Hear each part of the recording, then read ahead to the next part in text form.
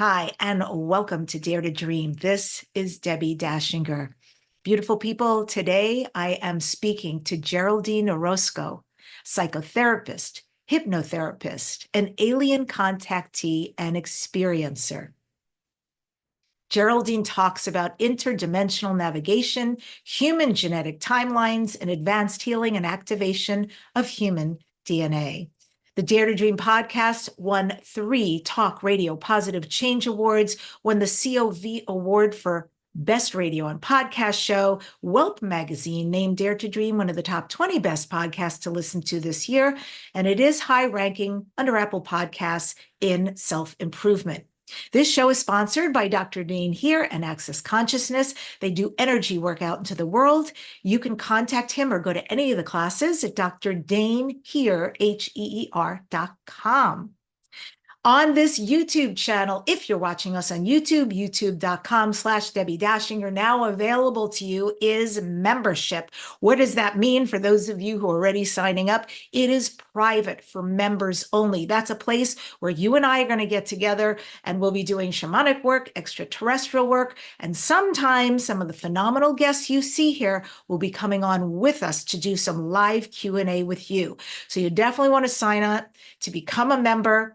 And it's right there on youtube.com/Debbi Dachinger. I am a media visibility specialist. I help you to write your book. My 5-day book writing challenge with all the amazing people who signed up is almost at an end. My goodness, it went so fast. I do teach twice a month in an ongoing book writing group called Visible Visionaries. I've got an independent company that takes books, your book, to a guaranteed international bestselling status. And finally, for a select few, especially spiritual messengers, that's my wheelhouse. If you need publicity work and you've been doing what you do for some time and are good at it, reach out to me. You can email us at support@DebbiDachinger.com. Of course, spell my name correctly. It's DebbiDachinger.com, support@DebbiDachinger.com, and ask more about that. Upcoming, I know some of you have been asking, and I want to tell you, is a trip in December this year. And if you'd like to join us on a 7-day celebrity luxury cruise for an unforgettable journey, exploring the wonders of the Yucatan. It's going to be a galactic origins cruise. And presenters include Jerry Sargent, Sarah Bressman-Cosme, Laura Eisenhower, Dr. J.J. Hurtak, who you've heard on the show many times, myself, J.K. Ultra, Debbie Solaris, you've heard on the show, Vivian Chavez, you've heard all these people, Vivian Chavez, Lori Spagna, Alan Steinfeld, Neil Gar, and more. So it's going to be packed with amazing presentations. Secure your seat on the Galactic Origins Cruise. Please say yes to you. Say yes to a phenomenal adventure with great presentations, plus land excursions to Belize, Honduras, and Mexico, and lots of beautiful days at sea. And hey, there is a discount when you come to the cruise with a friend. So when you get to the registration form, be sure to click on Debbi Dachinger or Dare to Dream podcast. Yes, the cabins are going to sell out. They will sell out. So do register now for this all-inclusive workshop and 7-day adventure at sea. Go to galacticorigins.cruise.com. That's galacticorigins.cruise.com. My guest today, Geraldine Orozco, researches the role of DNA as the currency of the past, present, and future, with consciousness as the catalyst. A life-changing contact experience in 2013 resulted in the activation of psychic abilities, and in 2017, she underwent several hypnotic regressions with vetted therapists. Regressions uncovered a lifelong history of abduction and participation in human hybridization, with 24 hybrid children as the result. Her life is dedicated to the dissemination of knowledge of hybridization programs and the correction of the commonly held dogma of the human genetic timeline, historical record, and human structure. Geraldine is owner of the Bay Area Meditation in San Francisco, which specializes in corporate wellness programs for Silicon Valley tech giants. She facilitates DNA reprogramming sessions and retreats internationally. She's a speaker, radio host, and is writing her new book. Geraldine's story is now part of the 16-time award-winning documentary called Extraordinary: The Seeding, is featured on Travel Channel's UFO Witness, Gaia TV's Into the Vortex, and Unidentified with Demi Lovato podcast. You can learn more at her website, which is her name, GERALDINEOROZCO.com. And with that, I welcome the amazing Geraldine to Dare to Dream. How are you doing? Hello, I'm fantastic. Thank you so much for having me. It's an honor to be here. With all of that, and what a great bio, because it really explains who you are. Do you know what your galactic heritage is? I've always thought it was very interesting. You could get a DNA test, do a swab here. For me, it's kind of like wah-wah. But the galactic heritage, that's where the juice is. So do you know your lineage? Yes, well, it's interesting. I think at this point, when I had my main contact experience in 2013, and I was taken out of my bedroom consciously and taken on board a craft, I was taken to the Pleiades, where I was shown myself as being a Pleiadian and as being part of a Pleiadian council, and then introduced to my hybrid children, which were part of a Pleiadian hybridization program. And so as a child, I had this incredible connection to the constellation of the Seven Sisters. I would pray to them. I don't know why. I would just look up, find them in the sky, and pray to them in such a powerful way. But I didn't understand why. That didn't come from my parents. It didn't come from any of the religious backgrounds that we had or I was raised with. But the connection was strong. And so when that experience happened and I realized that the Pleiades, I was taken to Alcyone and I was taken to Maya, the planet Maya. I realized that I had a lifelong relationship with the Pleiades that I had been interacting with several times throughout my childhood. And it wasn't until that experience that I realized that. However, in 2017, when I decided to completely change my life and dedicate myself to this work, through regression and through massive amounts of downloads, I began to understand and begin to piece together the question about the genetics, our genetics, our interdimensional genetics. What does it mean? What is the hybridization? How do we participate? Where does free will fit in? Does the soul play a role in all of that? And I began to realize through my own personal discovery, but also interviewing hundreds of contactees, that actually we are deeply interconnected in ancestral lineages of interdimensional species, you can say, or lineages of frequencies that we have encoded in our genetic data. And a lot of families are actually linking in the same species for many generations. And they don't realize it until we start interviewing the mom, the grandmother, and begin to piece together that they have had experiences with, let's say, the bird beings or the blue beings, or the ant-like beings.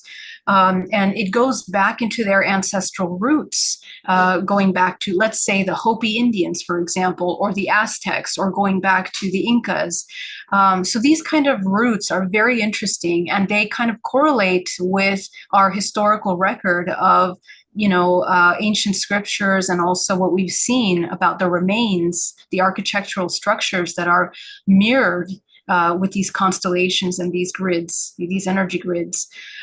So it's interesting, but what I'm piecing together essentially is that in our DNA, we really have all of these lineages. We are little bits and pieces of all of them.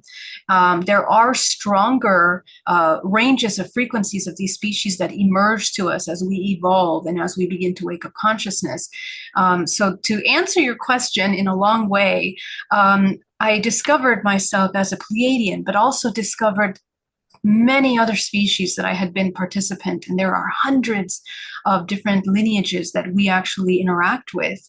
And I do believe it's very important that we begin to uncover that history through our DNA, deprogramming limiting belief systems, which allow you to open up into these frequencies, these species frequency information. So yeah. Oh my goodness. Thank you. That was delicious. I want to, there's a lot to uncover there. First of all, the fact that you prayed to the seven sisters, Geraldine. Yeah. And clearly, you knew on some level there was a subconscious consciousness, soul level awareness that there was something there until it became abundantly clear. Indeed, you are actually a Pleiadian. And it sounds like it was a concurrent life that you uncovered Exactly. in your children. So, first of all, how intense was it meeting your children? What was that like? Yes, it was absolutely shocking because I had never had illusions or dreams about having children, but I did have reoccurring dreams as a child where from a white light, my mother would walk out of the white light holding the hand of a little blonde girl with giant blue-green eyes. Mm. And she would present the child to me. And at 8 years old, I thought maybe this is my future little sister. And I was thinking maybe my mom will get divorced and get remarried to a tall blonde guy. I don't know. Or maybe this is my child in the future. But these little snippets are kind of marker memories that are very common for contactees that are experiencing the hybridization program. And I was so shocked to discover that. But also meeting the children, first of all, just connecting with these incredible species that are a combination of humanoid, but also gray. I was introduced to 4 children in person, and the 3 of them were more of a combination of humanoid and gray. They had a little bit larger heads, extremely large eyes. The pupils were the eyes of our ocular socket. And just complex pigmentations, and more of a frail, light bluish skin. And then there was another child that was about 20 years old that was about a reptilian looking child with scales, greenish reptilian eyes, but beautiful, gentle, kind, and they would see right through me completely. I mean, there was no way of hiding my emotions or my feelings. But as soon as I connected and locked eyes with them, immediately all of the memories of having spent time with them previously, memories that I had not remembered, came rushing in.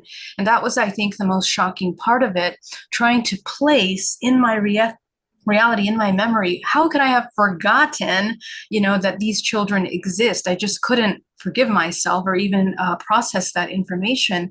And I was ready at that moment to kind of let go of my earth life, and then dedicate myself to being here. And I was trying to calculate how would it be to leave my family, just these silly thoughts that we have as humans. But there was a magnificent imprint that occurred in exchange with these children. They knew why I was there. They understood why I was there. More than I did. And they also understood that it was just a one time that we were meeting. It wasn't just that we were going to be interacting again. And that's when I recognized and realized that and felt that, I became emotional and wanted to be attached to them, as a human parent. But the maternal instinct that overcomes you, not having been a human parent, is just, it's overwhelming. And so, yeah, so I had to kind of recalibrate from that for a bit after that experience. It was very powerful. Oh, I'll bet. I can imagine like falling in love with all of these beings that you're connected with. And then as soon as you're connected with them, having to say goodbye so abruptly. Mm-hmm. Yes. And it's so interesting because that was my very question. You covered some of that.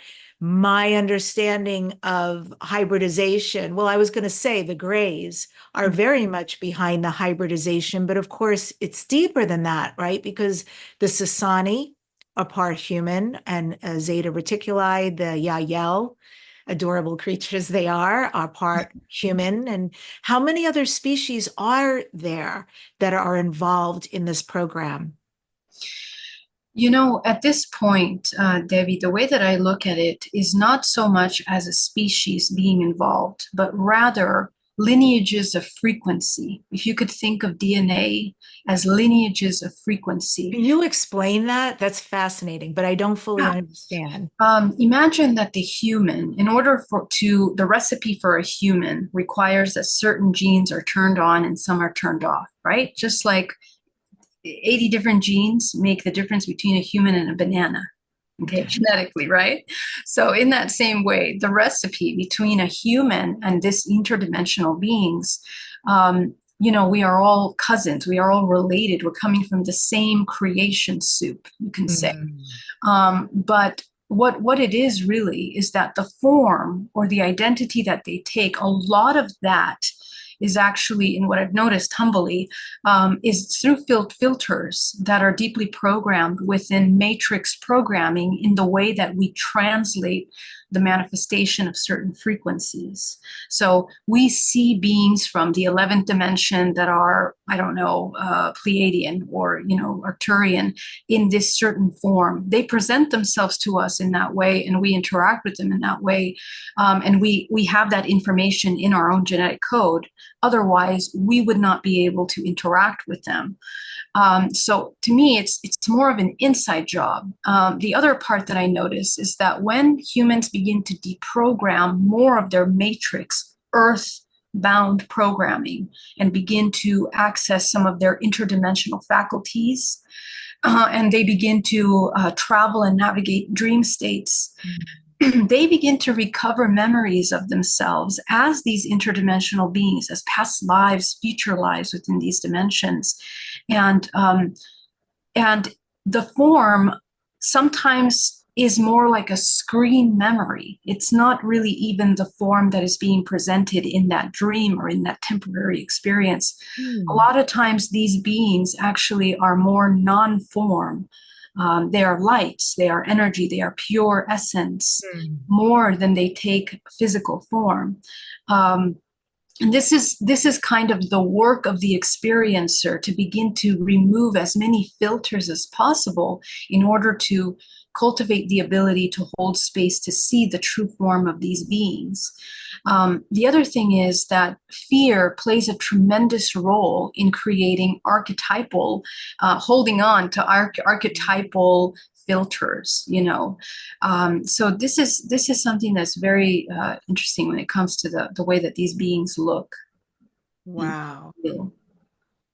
Powerful. Yeah. So higher dimensional extraterrestrials and DNA reprogramming. And you mention higher dimensional extraterrestrials in your work. And it makes me wonder, thus far, since I became awake and aware to all of this, I have only ever had benevolent extraterrestrial or UFO experiences. And it's really interesting because I just returned from Colorado. I was at an amazing retreat up in the mountains with a very famous shaman, Don Oscar Miraquezada.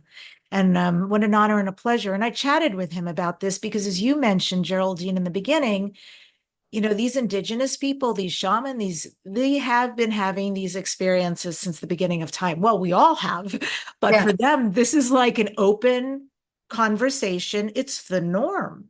right. Like, it's like saying, pass the oatmeal and, oh, by the way, I saw whatever from whatever galaxy today, right?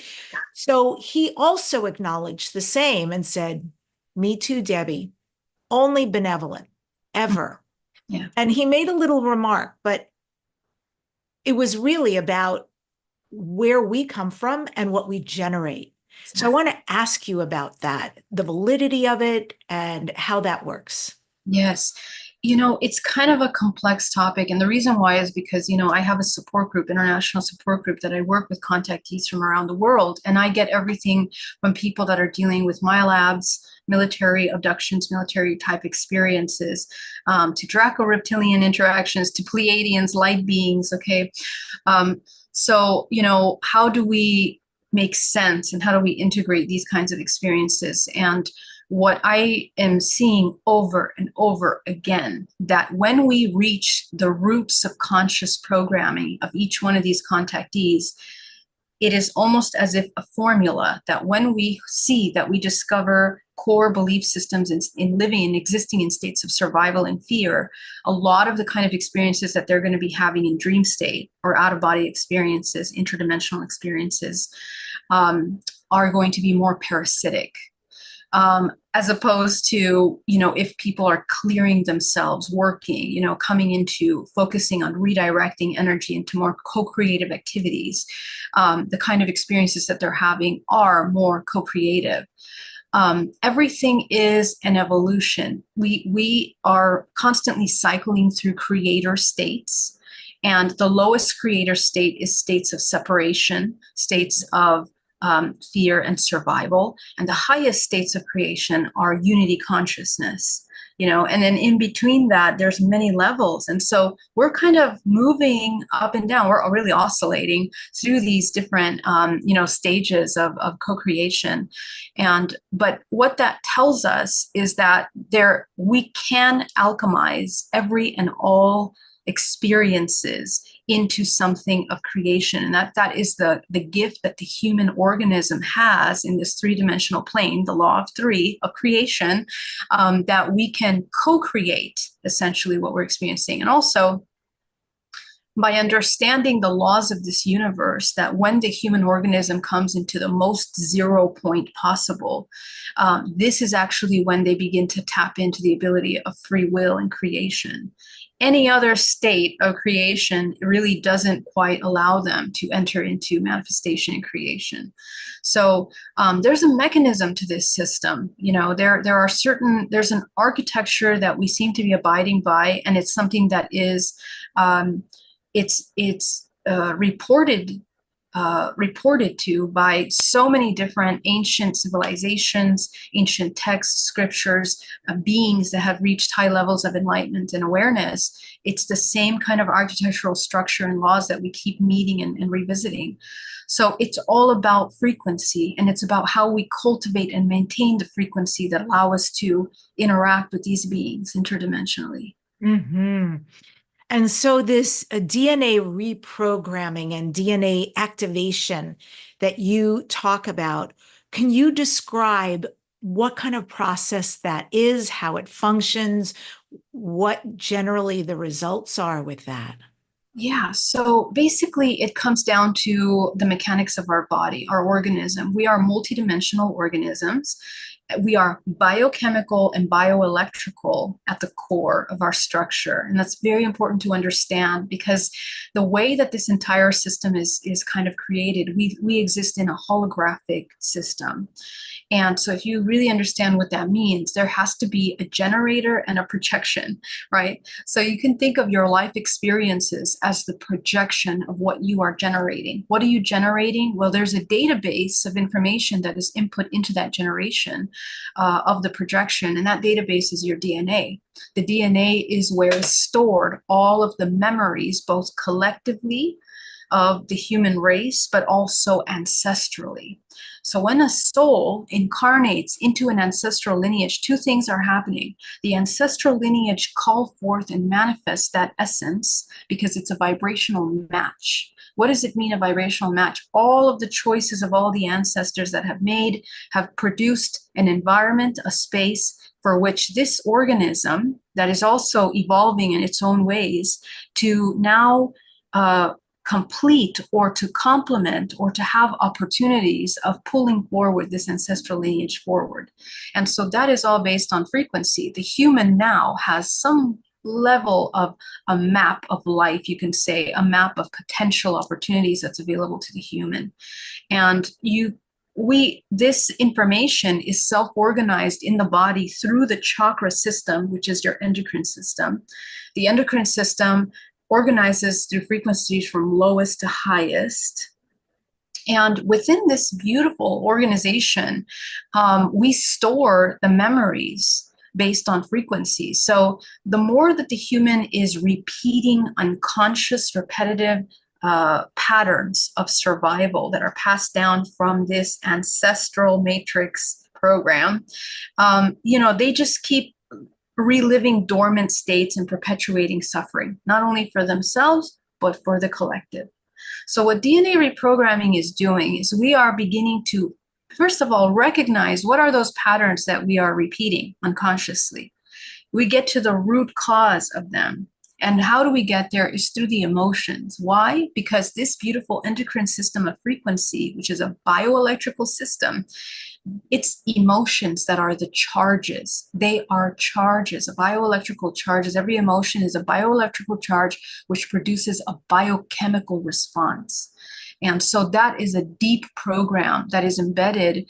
We are literally addicted to the programs. We are biochemically structured to behave certain ways. Those programs have to be broken. It's like an addiction that we're breaking and recovering from.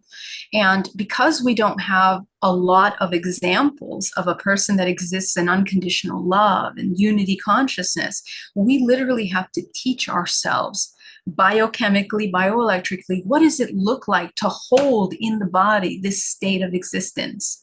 So this is what DNA reprogramming is about. And essentially, to narrow it down to simple terms, we are learning to love ourselves unconditionally and also see others and all as an extension and a reflection of yourself. Because ultimately, we are the projectors that project all life experiences, both in this waking dream state and also the dream states that we enter when we leave the body at night. Yeah, so let me know if this is correct. So if I hear you correctly, then Geraldine, are you saying with this work that the way you access the emotions is by finding the repeated trauma? Mm-hmm. And once you are aware of, and the person is aware of what the trauma is, then you can somehow, then you guide them to feel the feelings, get the feelings out, experience the feelings. Is that accurate? That's exactly right. Yes.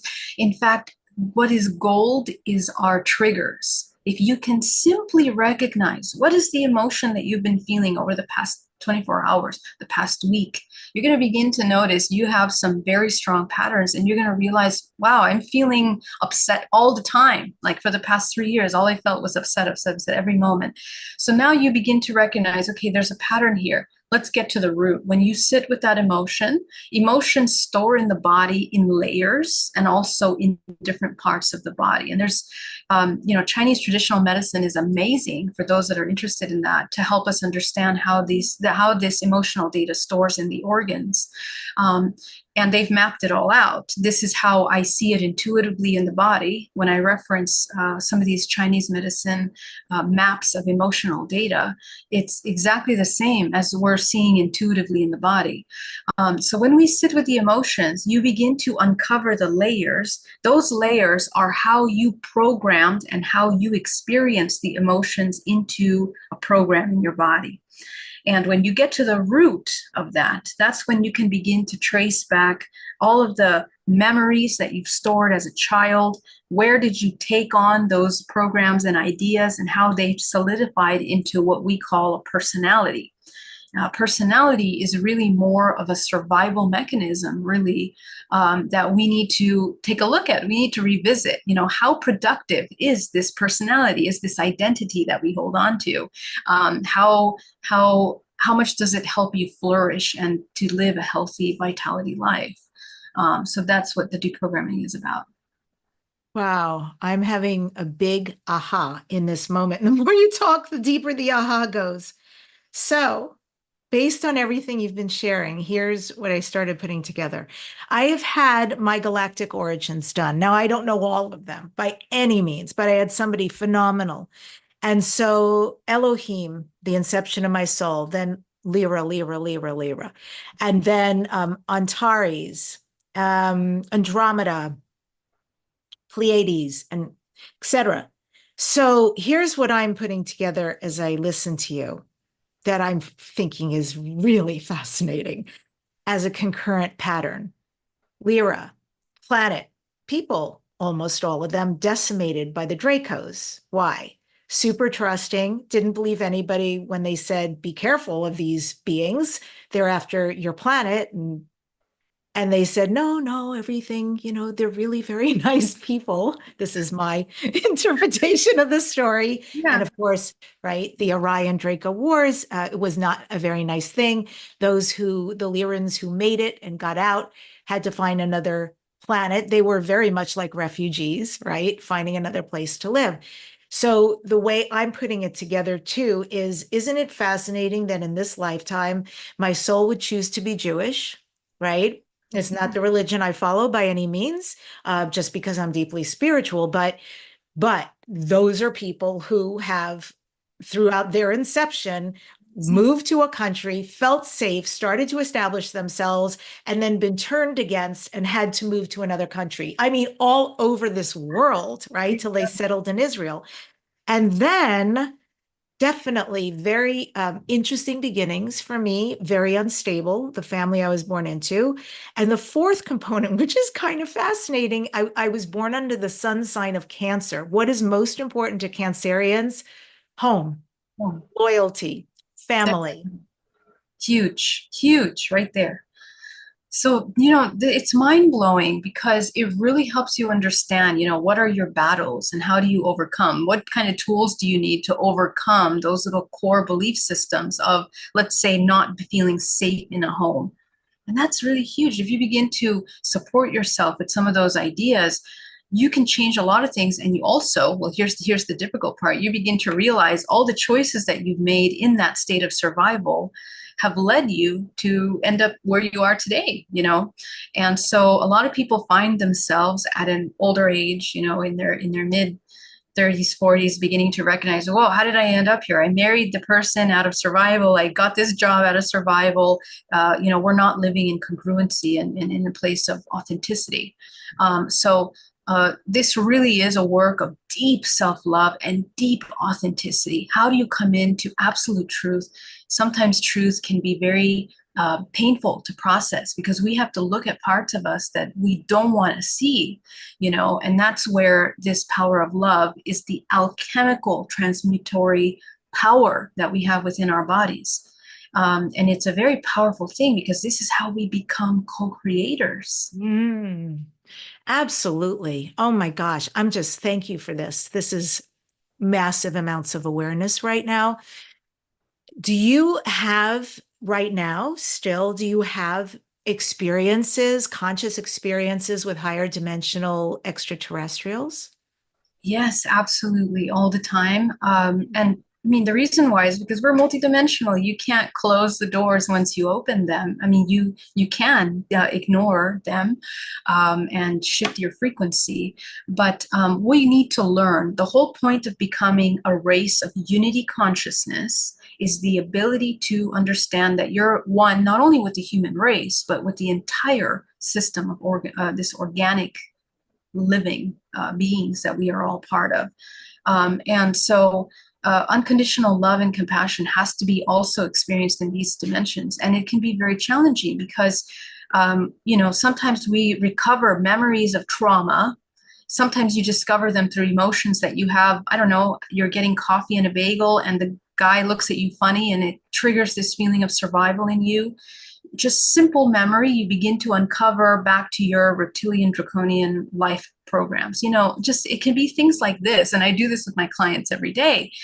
We're surprised what we begin to open up. But what happens is that when we begin to look at these lifetimes of suffering that we've had, we begin to recognize the patterns that we're holding within the collective human race. And this really is about healing. One, the human race is one organism, and you are like a cell of that organism. And you can either be a parasite in the organism, which is a self-hating, self-restricting being of a centrifugal spin in your vortex, or you can be a being of co-creation with a charge of a centripetal spin, which is that new 0 point of unconditional love. So there is an architecture, there's a harmonious geometry that emerges from the organisms that come into this coherence.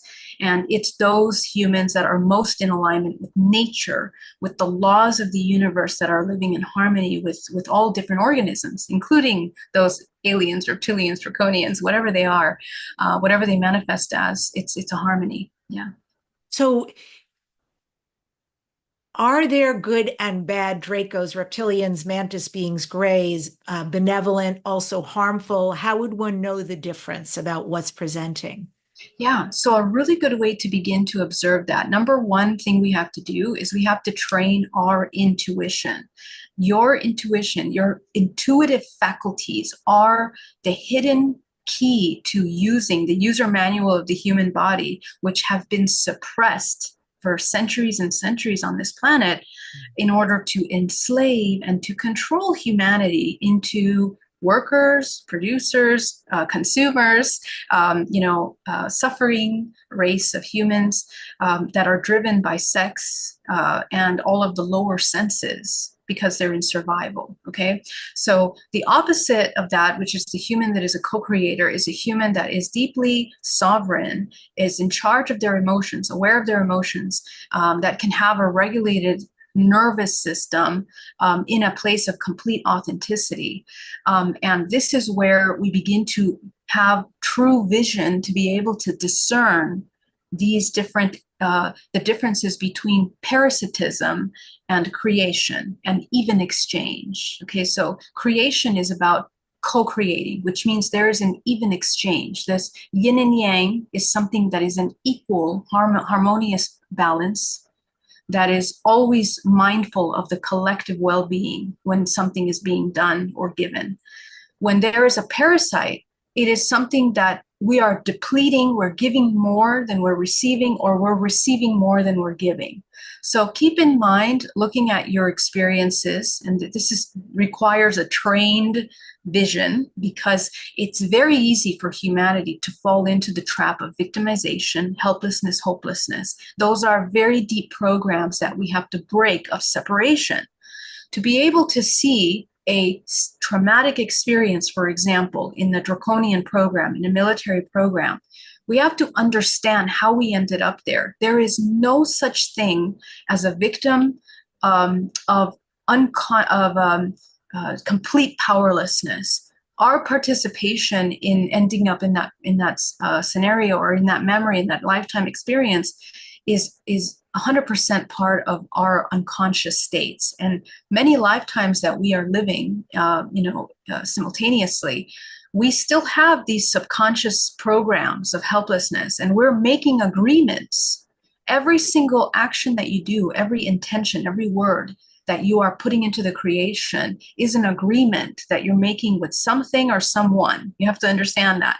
And that requires a lot of responsibility, because that means you have to be very mindful of your whole self, So discernment now becomes the refinement of an existence, of a co-creation, rather than just being like a baby, that just kind of flops around unconsciously without understanding the side effects, the consequences of their movements. And so this is the spiritual maturity that we're coming into right now as a collective human race. As the vibrational frequency of the collective planet is moving into a higher octave, all humans are having to see the results of their actions, the consequences of their actions. And this is for the refinement of collective unity consciousness, which requires you to, unconditional love requires you to understand that your actions are not just service to self, but what you do is something that is for the collective, not just yourself. That's how powerful your choices have to be. Whether it's the clothes that you're buying, cosmetics that you're wearing, groups that you're participating, everything is going to come to the point where we're going to have to make choices that are severe to form a new world. That's where we're headed right now. Okay, beautiful. So I want to go forward. You had talked about DNA and how much we all share DNA cosmically. I love this subject. I think it's so fascinating, this idea of us being family. There's no them and us, there is no separation. Can you explain your understanding of, I know it's a big subject, but to the best of your ability, with the time we have, can you explain to us about the DNA, about the out there, if you will, DNA, the us DNA, and how it all became more of a soup? Yeah. Well, think of it this way. The nature of this entire universe is all based on fractals. So the way that the architecture of this universe is created is fractals. What is a fractal? It's a self-similar copy of the whole, right? So you are a fractal of this, of source. You are a fractal of source. What is source? Source is infinite potential. So the database of DNA that we have in order to create this little organism, from your DNA, only 2% of that DNA writes this organism. The rest of that is what we consider, up until more recently, junk DNA. Now we're beginning to understand science and biology is catching up to what we have already intuited and connected with for centuries by looking at the multidimensional body. And what is the multidimensional body? The multidimensional body, the energetic field that emanates from the core of this center, is what we now understand as the morphogenetic field. The morphogenetic field is the instruction manual that brings into form this organism. It's within that instruction manual that is defined the beginning and ending of where this finger is going to start growing, stop growing, okay? That there are certain formulas to this body. So in that same way, there are interconnected systems of memory that are both holographic and also, in this biology of the body. But you can only access the holographic system through the body. So you always have to integrate into the physical to be able to access that memory, which is proven through healing work that, all schools have kind of touched in some way or another. But essentially, what it means to come into a heightened state of consciousness is essentially to recover memory. We are recovering the memory of ourselves. And the memory, as you asked before, how do we discern right and wrong? Well, there is no right and wrong. There is no black and white. There is duality, but all of it exists. So we have to learn how to perceive from the 0 point, which is a place of non-judgment, all aspects of this existence. And that is what we are learning to uncover by observing this genetic code in its wholeness. And when we do that, we begin to see our ancestors. When we begin to go into hypnotic regression, for example, I'm a clinical hypnotherapist, so I work with contactees and all kinds of people from around the world, taking them to past lives, taking them to memories. And you uncover entire universes of information for this person. And when that happens, the frequency of the person completely changes. It takes them into a higher octave. And in hypnotherapy, when you begin to take them into their higher self, there is an activation that occurs. What is activation? It simply means that your perception is expanding psychologically. Bioelectrically, the charge of your body is growing. And metaphysically, you are becoming aware of yourself as the universe. So these are kind of the stages of I guess, spiritual maturity that the human is expanding in their awareness of what they are. We have the information of many different species in our DNA. And what I found out by interviewing many of these families is that, grandmother, great-grandmother, they have all had dreams of, let's say, the blue beings. And so that blue being species, whatever name it might take on, has a frequency. And that frequency is encoded contractual agreements of experience for this lineage, that the opportunity for them to overcome is the ascension of all of those souls. Okay, and those souls agree to ascend through the experience of these lineages. So it's really beautiful, but when we clear that out, now they're having experiences with other beings. And then we keep going and we keep going. And this is how the human discovers, wow, I am all and nothing simultaneously.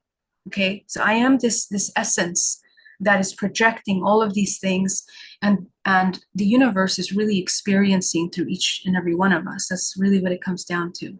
Mm. Do you believe that we are going to have here on Earth open, undeniable first contact with extraterrestrial races? If so, do you have any sense when that might be, and why is it you think that?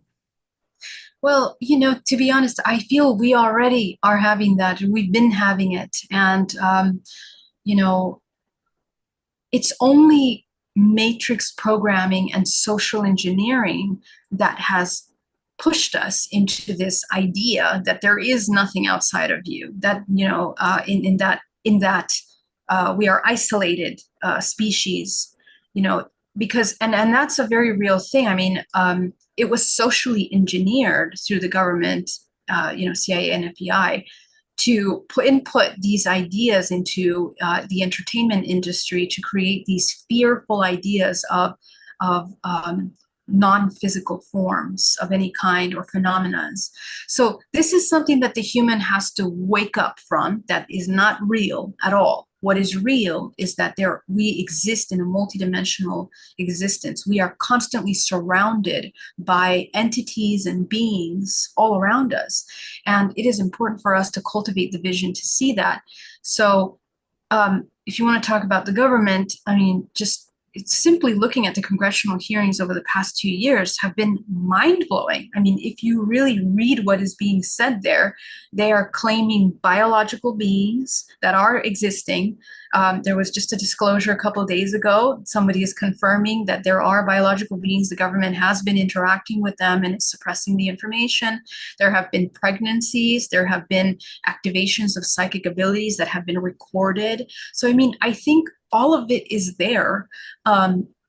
We are the ones that have to disclose, to ourselves and to the rest of each other, that this is part of the natural existence of humanity. I do believe that because the frequency and the octave of this collective is rising, the veil is thinning to the point where more of us are kind of elevating to a frequency that we can experience collective experiences. I think that that's been heightening. I think that's why there is now a space force that has been put together because of this reason. It is an undeniable truth that is happening by the physics of this realm, and that we will be experiencing pretty soon, I think. Mm. Are you a hybrid? I feel very compelled to ask you that question. Well, yes, I do believe that I'm hybrid, but based on my research and based on my what I've seen with hundreds of these contactees, if you look back at our genetic history, we ourselves are a hybridized race, and we can look back at the Book of Enoch, Nag Hammadi text. We can look at the Emerald tablets. We can look at all of these ancient scriptures and artwork and history that's been recorded about the combination of humans and the gods, or the star beings, the star people. We are deeply genetically interlaced with them since the origin of time. So we are a hybridized race. I do believe that. Okay, beautiful. And you talked just a minute ago about the government disclosure, and that they've seen examples where psychic abilities were turned on. You had something like that, fully conscious interdimensional contact experience that resulted in the activation of your psychic abilities. So can you describe what opened your abilities and what it is you now have to work with?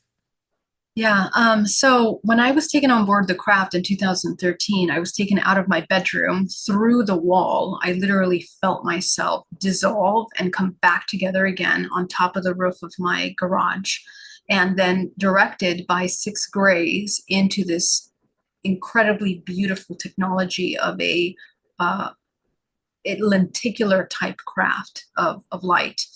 And the craft was absolutely conscious. It would respond to me and I could psychically connect to it. It was the most unbelievable experience. But when you enter in on board the craft, I was shown a lot of information. I was shown in alien language and the way that we communicate telepathically. So just looking at these different things that happened to me. Then I was introduced to my hybrid children. Then I was taken to the Pleiades. There was a completely different dimension, time, space. It does not exist in this movement. And then I was shown what is the matrix. I was shown the atoms at the molecular level and the nature of the holographic system that we exist in. And all of these things combined were a major activation that took me into another, basically dimensional existence of my body. When I was taken into a nebula, I was taken into the Rainbow Nebula, the Orion Nebula, and as I'm there in the Orion Nebula, I felt the most incredible peace I've ever felt in my entire life. And then next thing I know, I'm at the end of my bed, upside down, hanging off the side of my bed. My body is hurting me. It's just like, feels like I just got hit by a truck. I slumped down on the floor. I have burn marks over here on my cheeks, and my feet are dirty, as if I had gone out and walked barefoot for a long time because they're very dirty. And at that moment, I didn't know what to do. I wanted to call the hospital. I wanted to call the police to get help because I just wasn't processing what was happening to me.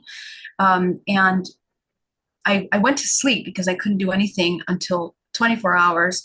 And the next day, when I went to work on Monday to teach meditation in my office, when I entered in and saw my client there, all I saw was a giant ball of light. And I said, oh my God, it's happening again. But it was a human. It was this person that I was supposed to be working with.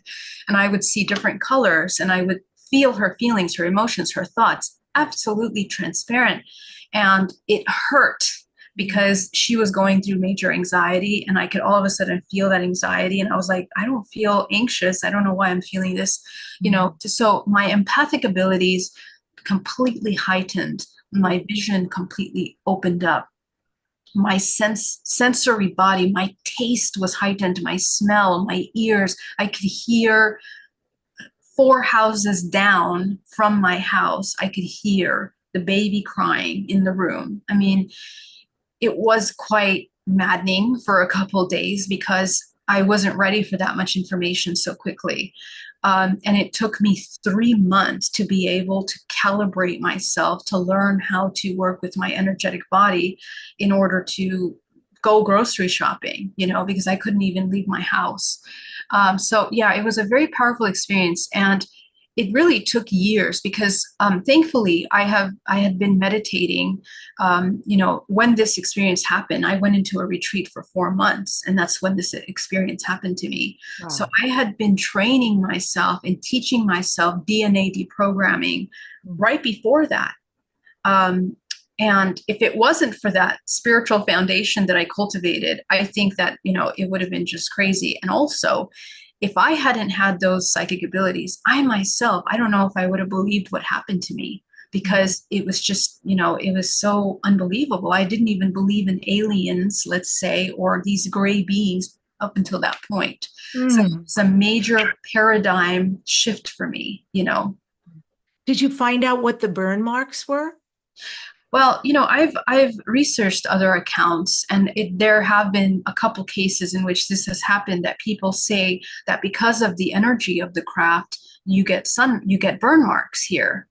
And I did find it interesting. I mean, the vibration that you feel when you're in the presence of these crafts is like you're standing next to an airplane, just standing there in the airport next to the airplane. That's how powerful it feels, a rumbling sensation. So yeah, I feel that because we entered into another dimensional plane, the particles of your body shifted. I mean, in order to go through the wall, in order to enter and to hold the frequency, to be in resonance with the craft even, your body's going through major transformations at that point. And I think that is the reason for these activations that happen. Yeah. And then I know also, I think it was this experience, and correct me if I'm wrong, that you also received these enormous, like zip files full of downloads of information, structure of the universe, universal laws, nature of DNA, human biology, like the soul. That's a lot. So when you say, uh, I can imagine it took you some time to unpack all of that. What was that like for you to come back dirty, sunburned, all of this stuff, audibly hearing things that you would never have otherwise, and then boof, all this information. Like, how did you start to map all of that? You know, it was really difficult because it was at a time where on the internet you would not find a lot of talk about ET contact as you do now. It's incredible how the world has changed over the past 10 years. Back then, I Googled alien babies, aliens, big eye beings, ant-like beings. I mean, I didn't even know the words to use to even look it up. I found Opus, which I'm part of the director's board now, and I looked to see if there were other sightings in the area, UFO sightings. There were a sighting that exact evening. Because I thought, how could it be that someone else doesn't see this magnificent light in my neighborhood? And yeah, so it took me some time to integrate. I was actually even afraid to Google it because, you know, it's so paradigm shifting that, you kind of want to watch yourself and be like, are you taking this the right way? And then I found the support group here in the Bay Area. And when I went to the support group for the first time, I heard other people talk about it. And I was like, oh my God, okay, I'm not crazy. Like other people are having these experiences, and the level of synchronicities with those kinds of experiences. Even people that recognized me from craft were at the support group, which was just mind blowing. Like I saw them and I was like, I know that person. Everyone was familiar. That's the funny thing. So, the question was, are we going through some kind of collective psychosis, or, these are things that are happening. And the more I dove into the work, and it took me many years to leave my old career to dedicate myself to this. I was living a double life for some time because, my family would be like, don't talk about this. People will think you're nuts. Your career will be over. But it came to a point where I just knew that this was important. And more women that were going through these pregnancies were coming up. And I looked at my history and my miscarriages and pregnancies when I wasn't partnered. After, for example, my partner died, my partner passed away in 2008. 3 months later, I'm pregnant. I thought it was just, the pain and suffering that made me imagine the child. And then all of a sudden, a white light comes and the child is gone. These kinds of very rare experiences that impact your life, they're impacting many people.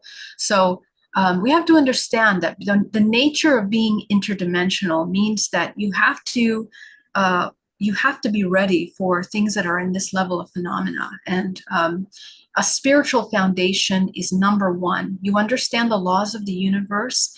It will make the journey of uncovering these incredible things that are happening to humanity in a more compassionate, loving way. And I think that was something that helped me a lot in integrating these things. Well, I don't know how somebody gives birth, and this is tongue in cheek, gives birth to 24 children and looks like you do. I mean, that's pretty amazing right there. Yeah. But I also understand these are when it's galactic in pregnancies, these are not full term experience. It's a whole different thing than what we experience here in 3D. Yeah. And I was thinking, Geraldine, in the beginning and I wrote this down, you were saying atoms and matrix. So you were saying that you were shown this. And I thought, oh, so you were shown creation. Yeah. Yeah. Isn't that what really essentially you're talking about? Yeah. The Yeah. essence of creation. That's right. That's right. And what's interesting is that, when I downloaded this information, I didn't have a reference because I hadn't researched these things, prior to that. And in 2017, I had a hypnotherapy where I began to download all this information. And these hypnotherapies are completely public. You can go watch them and listen to them from Where? beginning to end. Yeah, they're actually on my website. A hypnotherapist named Alba Weinman. You can look up the video, Alba Weinman 133 and 178 or 176. Sorry, I can't remember the name. But I'm basically in that moment looking at a map of the world, looking at the evolution of genetic modification from the first species into our human race. And I watched the whole thing as a movie. And then later, after that session, when I began to research this, I mean, it was just unbelievable. I said the word Nephilim for the first time in my life. I said the word Anunnaki for the first time in my life. Wow. I went back to research these things, and they were real words, the real names, Yes. references to real things, and the storylines behind them, were something that many humans, I looked up Gurdjieff's work. Gurdjieff had the same map of the body, and he had the same understanding of our genetic modification. It's mind-blowing. Blavatsky had talked about it. I mean, you go back to all of these ancient scriptures, it was clearly written there. So, what I discover is that, when we activate our higher faculties, we are plugging in to an information network, which is what we know as the Akashic records, which is essentially the database of information that is within the morphogenetic field of this collective human race. So we are all tapping into that, and we get the information of the architecture. So if you understand how to read that information, you can learn how to tap into creation. So there are certain laws that we kind of abide by. Okay. And I called it creation, Adam's matrix, but it's also manifestation. And pure manifestation, yeah. I think that's so exciting because, people hunger for this. How do I manifest Yes. what I most desire? So when you came back, amongst many things, I'm aware, amongst many things, but now you've got this unbelievable information. Were you then able and still able to create at a massive level? And when you have your heart set on something, it becomes a reality for you because now of what this information you have. Yeah, absolutely. What I discovered is that my manifestations didn't come from desire, as opposed to other times of being in survival, the way that we manifest. Sometimes we desire things, we want things, we think of things. So my perspective began to shift into manifestation being a state of being, and really being in a state of harmony, and cultivating that 0 point and the lack of attachment to things was actually the key to manifesting. That is when I started to experience synchronicities. That's when I began to experience these incredible opportunities that came forth. My life was kind of predestined at that point when I made the choice. And I remember the day that I left my job, I said, I completely surrender to the universe. Please use me for the highest good. And when I did that, that's when my life completely changed. And I didn't think about money. I didn't think about what I was going to do, how I was going to do it. I just be of service. And so the universe works through you. And this is how, I went back to school. I did all these education training and beginning to understand how to pull this knowledge and make it wisdom to be of service. How do we create? We have a mechanism in the body. We have the chakra system. The crown system of our bodies is one of the most powerful systems of our body.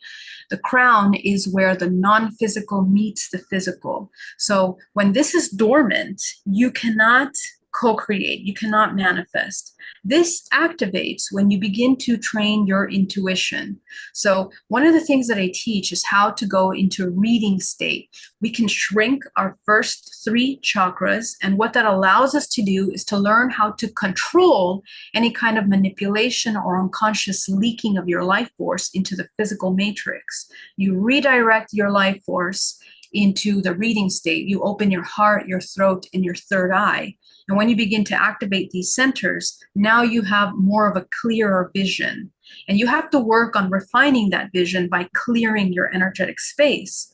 When you clear your body, the more 0 point you cultivate, you begin to cultivate this crown, which is the center of manifestation. And there are two levels, the 7th and the 8th chakra. The 7th is the one that is responsible for your relationship with your higher self. Let's say the contractual agreements of creation that you made before you even incarnated. And I will also mention that purpose for humans is what I mentioned at the beginning of this interview. All the choices of the ancestors that have brought forth into manifestation your soul into incarnation, all of the patterns that you're breaking, that's your number one invitation for a purpose. If you can break those patterns, you're healing an entire lineage, which will allow you to access co-creation to begin with. Because until you break those patterns, you're still programmed to come into suffering and survival. Okay, so the clearing of all of that allows you to activate then the 8th chakra. The 8th chakra is your relationship with source. And so this is something that we have to learn how to cultivate, our redirection from the material to the non-physical. And you are actually more, just like your genetic data, 2% writes your protein. The rest, that's who you really are. So you are all of that, and that's who you have to see yourself as in order to manifest. You project into this reality a refined intention. Intention is very, very important of co-creation. Whoa. Okay. What a gift that was. And it's really interesting when you mentioned the 7th and the 8th chakra. So I'm on the shamanic path. I'm a shamanic practitioner, Munai rights practitioner. And one of the things we do, first, we open sacred space before we do anything else when we work with a person or a group. And then the second thing we do is called opening Viracocha. Viracocha, it's God, right? And that's here in the 8th chakra, which we open up to ourselves. And then I would open up over you before I would work with you. And so, this is so exciting to hear you talk about this same thing, but in different terms. Yeah. Yeah, isn't that beautiful? So there is an architecture, and so many different schools pick up on it. They can talk about it differently, but the architecture is there. And I also do healing, same as you. So, yeah.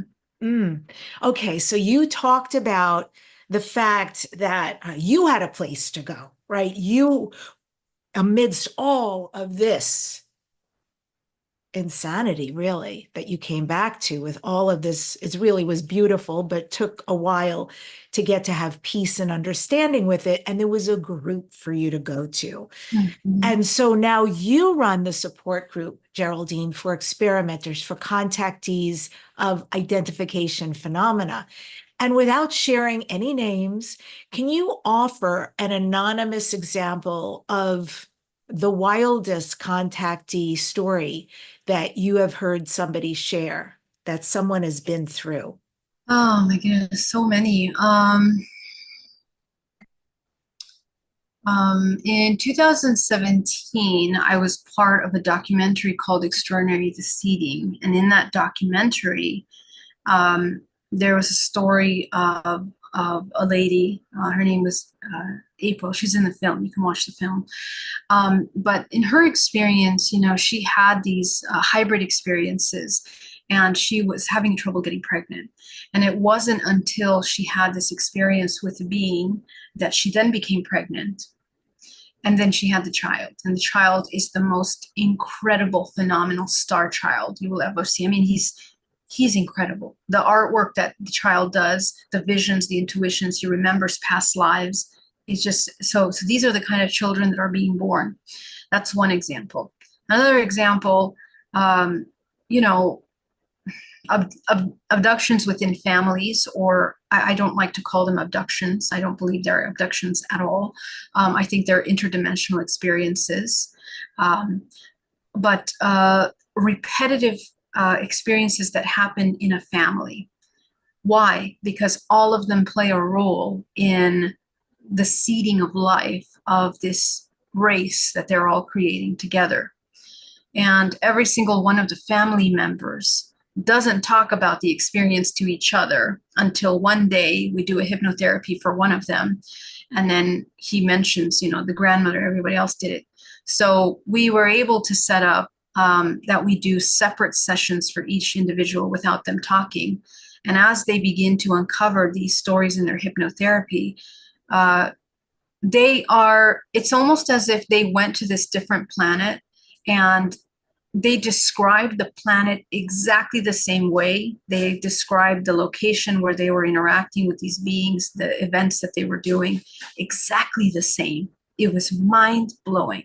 So really what we're seeing in this example is that we do travel interdimensionally. And indeed, this is happening in dream time. We are leaving the body, and our essence goes into these dimensions in which we are proactively living out these simultaneous lives.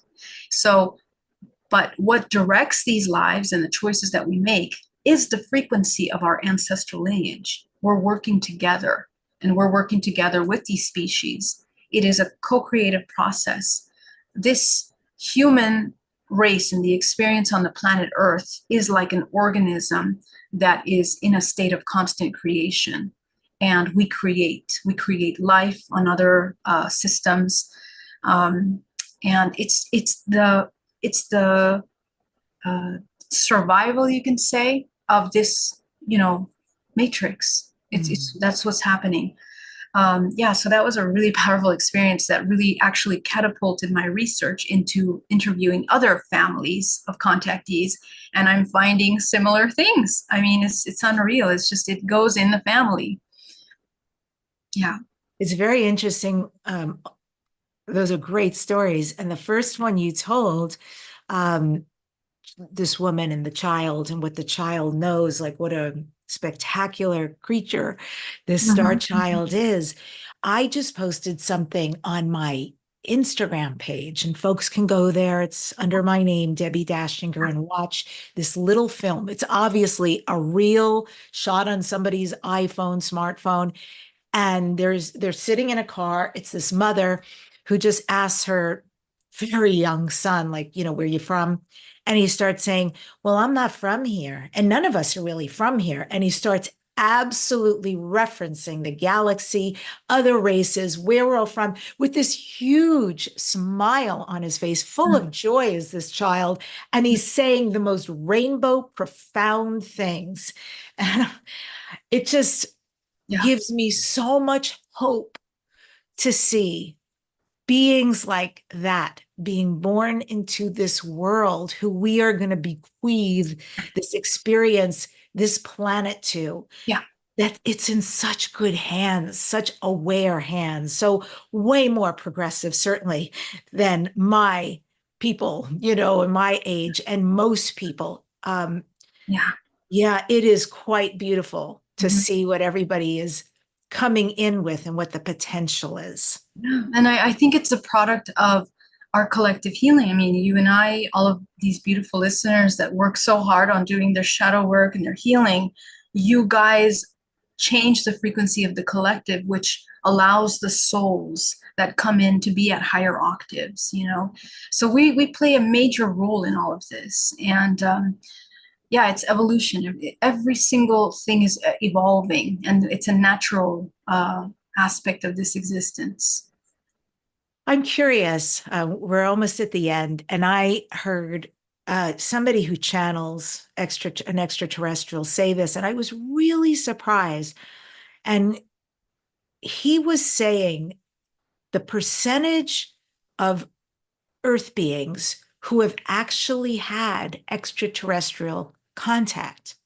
And I think I was blown away by the number. It was like something in the 90 plus percentile. I was like, whoa. Also, by the way, that's like a little tangent, but also concurrently, the enormous amount of people part of the hybridization or who have children out there in other galaxies. Just this idea that we unknowingly, not consciously, have had extraterrestrials. Because so far for me, yeah, as far as I am aware, my extraterrestrial contact has been in dream state. But to even consider that other things could have happened that I just don't remember, I'd Yeah, love to. What yeah. is your knowing of this? Yes, well, just like me, for example, I didn't realize that I was having interdimensional contact because as a child, because I mean, at 5 years old, there was this white light coming in, and then I had missing time. But you don't know that what you're experiencing. Your parents don't know. Nobody knows. You just have this vivid memory that you cannot erase your entire life of that white light. And it isn't until later that you begin to uncover this information and also listen to other people that have those same kinds of experiences that you begin to see the parallels. That's why these support groups are very healing for a lot of people when you see these things. But to recover the memories, they say that all the great masters in this realm, the ones that were able to recover their memories of this lifetime and then in the womb and then all of their other past lives. And I've experienced that. I went through that process myself, that you actually, through healing, through DNA reprogramming, through shadow work, you begin to uncover memories of yourself in the womb, in the crib, and it opens up a different perspective of yourself. And it usually removes you out of states of suffering and helplessness. You begin to uncover that the parallel lives that you're having are all mirrors of the suffering that you're having in this current life. And you can heal that, you can alchemize that. You begin to uncover these interdimensional interactions that you're having, the agreements that you have with these beings. You uncover that and you heal from that. So the activation of DNA is essentially the process of recovering your memory. The process of becoming whole is to remember yourself as the source, to see yourself as this all. That's really what it's about. Can folks who don't identify as an extraterrestrial contactee work with you? Because this work you're doing is phenomenal. Thank you. Yeah, so definitely. I mean, we don't even need to talk about that topic because you see, ET contact at this point, in my opinion, is a very natural thing. We all have had it. We just don't know that we've had it. And it's not ETs, it's interdimensional beings. We are surrounded by entities all the time. You just need to shift your frequency to see it. Simple as that. So the most important thing is that the human is working on learning what love is, learning to embody the 0 point from which real love emerges. This is the most important thing. Everything else can become a distraction. And it's important that we don't get entangled in the illusions, because it's very easy to turn some of these things into fantasies and to get entangled and identified. We think of Arcturian, oh, that's it. We just become Arcturian. We're nothing else. No, that's kind of a killing of your evolution. So you have to understand that you are all and everything, but you're also nothing, because this is just a temporary form that we take on for the experience in the three-dimensional plane. You have to keep moving, keep evolving. It's important to do that because it's the most compassionate thing to do for yourself. At the time of death, as you train yourself to raise your frequency to the highest point of implosion in order to leave the body into a higher octave of existence. This is something that all the ancient cultures and civilizations have been training since the beginning of time. We need to train the body of moving in and out of the body elegantly in a compassionate and loving way. So this is kind of what my main focus is, more than ET focus. It's this focus. It's how do you navigate interdimensionally in a compassionate, loving way. So anyone that is doing work, anyone that's stuck in your life, feeling suffering, lonely, this is the starting point to this entire healing opportunity. Wow. Where can people find you? Tell us where Yeah. we can point them. Yes, you can find me at Geraldine Orozco if you'd like to get a hypnotherapy or a DNA reprogramming, geraldineorozco.com. I also have a lot of free content on my YouTube channel at Geraldine Orozco. If you're an experiencer, my support group is free at hybridmother.com. And thank you so much for having me, Debbie. It's been an honor. Oh, it's such a pleasure. And right here at the end, Geraldine, this is Dare to Dream. What are you next, Dare to Dream? What are your future dreams, your future goals? Or Yeah. interdimensional dreams and goals? Yeah, to love deeper. Number one, this is my existing goal forever, and of course, to be able to hold space for sharing this information as best as I can in wider ranges. I think we need to expand some of this information. So yeah, just happy to be of service in any way, and that's all. There's not really much else. Thank you. Thank you so much for coming on the show today. Amazing. So, folks, you can find her at geraldineorozco.com. Also, you can join me aboard the Galactic Origin Celebrity Cruise Workshop 7-day adventure. Go to galacticoriginscruise.com. And I end today's show with this quote from Chief Seattle. All things share the same breath. The beast, the tree, the man, the air shares its spirit with all the life it supports. Subscribe to this #1 transformation conversation, Dare to Dream with Debbi Dachinger. Remember to comment, share, like. Thank you so much for that. And next week on the show will be Nan Akasha, a 7-time best-selling author, hypnotherapist, and doctor of homeopathy. Akasha has studied with shamans, healers, and masters around the globe. Nan Akasha has been featured in Fast Company magazine, awarded the Women in E-Commerce Award, and featured on hundreds of radio shows and on live stages. Thank you so much for joining us today on Dare to Dream. And I think the big takeaway, of course, is the love, doing the inner work, the shadow work, so you can accelerate all of humanity and help heal the earth and get us ready to become part of the galactic community. Thanks for joining us on Dare to Dream.